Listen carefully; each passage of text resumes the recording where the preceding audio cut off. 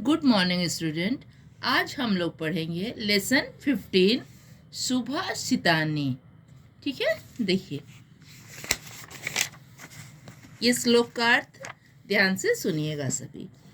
प्रिय वाक्य प्रदानेन सर्वे तुष्यन्ति जन्तवः तस्मात् तदैव वक्तव्यम वचने का दरिद्रता। अर्थात प्रिय वाक्य प्रदानेन अर्थात मीठा बोलने से सर्वे सभी तुष्यन्ति अर्थात संतुष्ट होते हैं, जंतवः मीन प्राणी, तस्मात् इसलिए, तद एव वही, वक्तव्यम बोलना चाहिए, वैसा ही बोलना चाहिए, वचने बोलने में, का दरिद्रता क्या दरिद्रता क्या कंजूसी। पूरे श्लोक का अर्थ सुनिएगा।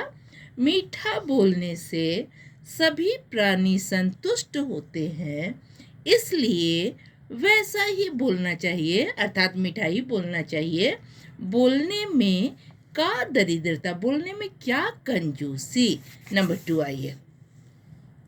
संपत्तो च विपत्तो च महताम एक रूपता उदये सविता रक्तो रक्त च अस्ते तथा। यहाँ सूर्य के बारे में बतलाया गया है कि किस तरह सूरज उगने के समय भी लाल होता है और डूबने के समय भी लाल होता है। देखिए, संपत्तो यानी संपत्ति में, च और विपत्तो च संपत्ति में और विपत्ति में, महताम एक रूपता, महताम यानी महान लोगों की, अच्छे लोगों की एक रूपता समानता रहती है। उदय उदय होने में, सविता अर्थात सूर्य, रक्तो लाल होता है और रक्त अस्ते च और डूबने के समय भी लाल होता है।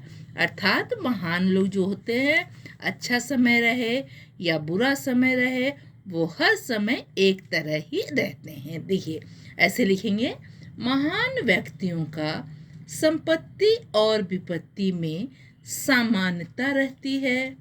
सूर्य उगने पर लाल और डूबने पर भी लाल ही रहता है। देखिएगा नंबर 3, यथा चित्तम तथा वाचम यथा वाचः तथा क्रियाः चित्ते वाची क्रियायाम च साधुनाम एक रूपता। यथा यानी जैसा, चित्तम अर्थात मन, तथा वाच वैसा ही बोली, जैसा मन वैसी बोली, यथा वाच जैसी वाची वाच यानी जैसी वाणी, तथा क्रिया वैसी ही क्रिया, चित्ते वाची क्रियायाम च अर्थात मन में, वाणी में और क्रियाओं में, कामों में साधुओं की एक रूपता रहती है। अर्थात वो जैसा बोलते हैं वैसा ही करते हैं। पूरे श्लोक को सुनिएगा। जैसी मन वैसी वाणी, जैसी वाणी वैसी क्रिया, अच्छे लोगों की, साधु नाम अर्थात अच्छे लोगों की मन, वाणी और क्रिया में एक रूपता रहती है, समानता रहती है। अर्थात ऐसा नहीं होता है कि वो बोलते कुछ हैं और करते कुछ हैं। नंबर 4 देखिएगा। पुस्तक अस्था तु या विद्या पर हस्तगतम धनम कार्य काले सम उत्पन्ने न सा विद्या न तद धनम।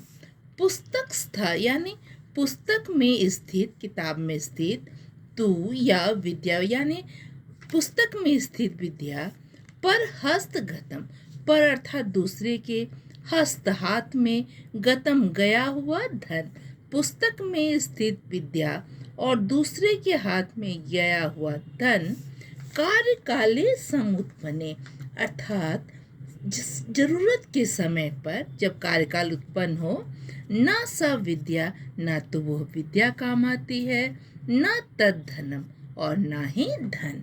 ऐसे बोल सकते हैं, पुस्तक में स्थित विद्या और दूसरे के हाथ में गया हुआ धन, जरूरत के समय पर ना तो वह विद्या काम आती है और ना ही वह धन। नंबर 5 देखिएगा।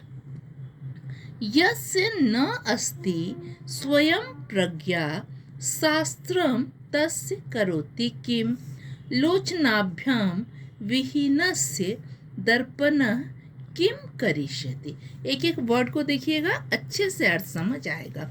यस्य यानी जिसके पास, न नहीं, अस्ति मीन है, जिसके पास नहीं है, स्वयं यानी अपनी, प्रज्ञा अर्थात विवेक, जिसके पास अपना विवेक नहीं है, शास्त्रम तस्य करोति किम, शास्त्र उसका क्या करता है, कुछ नहीं कर सकता है।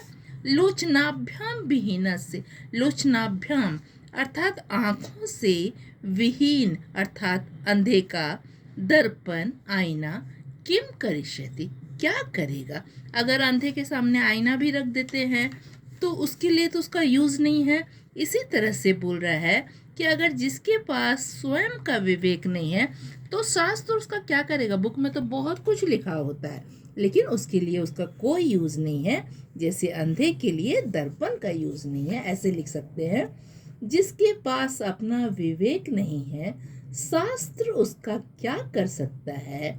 जिस प्रकार आँखों से विहीन अर्थात अंधे का दर्पण क्या करेगा। अंधे के लिए दर्पण जो है, आईना, यूजलेस है। देखिए नंबर 6, षड्दोषः पुरुषेण हातव्या भूतिम इच्छिता निद्रा तंद्रा भयम क्रोधः आलस्यम दीर्घसूत्रता। अर्थात षड यानी 6, दोषा यानी दोष, 6 दोष, पुरुषेण यानी यह पुरुषों का हातव्या अर्थात छोड़ देनी चाहिए। भूति इच्छता यानी जो कोई अच्छा कुछ चाहते हैं उन पुरुषों को, समृद्धि चाहने वाले पुरुषों को इन 6 दोषों को त्याग देना चाहिए। कौन कौन से 6 दोष हैं। निद्रा, नींद, तंद्रा आलस यानी एकदम नींद वालापन, भयम डर, क्रोध यानी क्रोध गुस्सा, आलस्यम आलस और दीर्घसूत्रता। दीर्घसूत्रता अर्थात किसी काम को लंबे टालते जाना।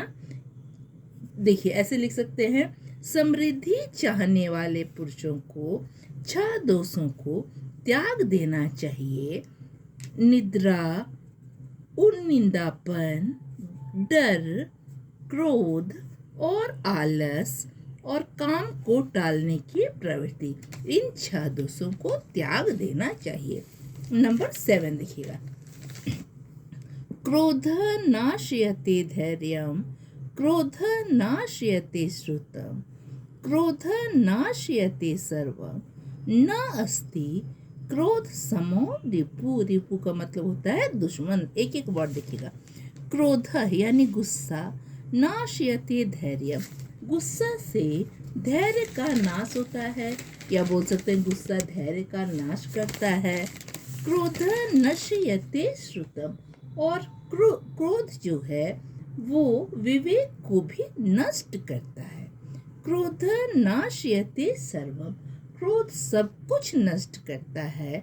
न अस्ति नहीं है, क्रोध के समान, रिपु यानी दुश्मन, हमारा क्रोध के समान कोई भी दुश्मन नहीं है। लिख सकते हैं, क्रोध धैर्य को नष्ट करता है, क्रोध विवेक को नष्ट करता है, क्रोध सब कुछ नष्ट करता है।